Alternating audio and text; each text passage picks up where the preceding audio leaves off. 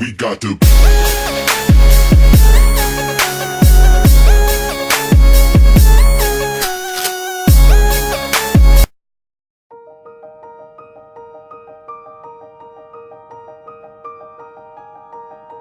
The best advice to a small business owner, or for that matter, to a large business owner, is never stop thinking about how to delight your customer.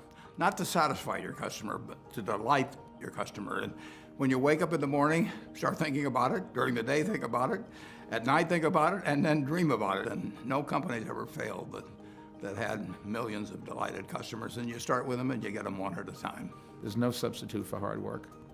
The best time you're ever going to have is when it starts out just you, and it'd be great if it grows into a wonderful, big, profitable company. But you're never going to be happier and more satisfied than you are in the first year or so of getting your business going, because you do every single thing. You sweep up when everybody goes home, you're the first one in, you plug in the coffee pot, so when your people come in, they have hot coffee and can get straight to work. You work through lunch, set an example for them, but there's no substitute for hard work. People say luck, yes, but the harder you work, the luckier you get. My advice to a small business owner or any entrepreneur would be not to be discouraged if the business you end up with is not the one you started out to pursue, because so often you encounter difficulties, you encounter failures, and the important piece is to learn from each of those very quickly and to pivot and to move on to the idea that works. Of course, you have to be close to your products, close to your customers, and think about them. That's the most important, but don't forget to think about your business, what your plans are, what you want to do next, how to take your business to the next level. Again, think about being in your business, but think about your business as well.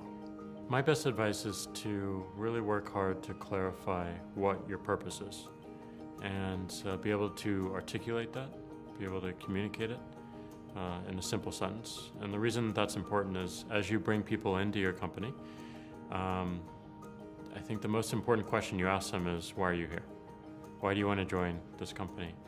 And if you hear that purpose back, if you hear that passion around that purpose, makes everything a whole lot easier. Any skill can be learned and taught, but passion cannot. Being an entrepreneur can be a roller coaster ride at times. You will have great days, you will have not so great days. You may even from time to time have an awful day. You've got to stay focused and stay level-headed and keep your feet on the ground.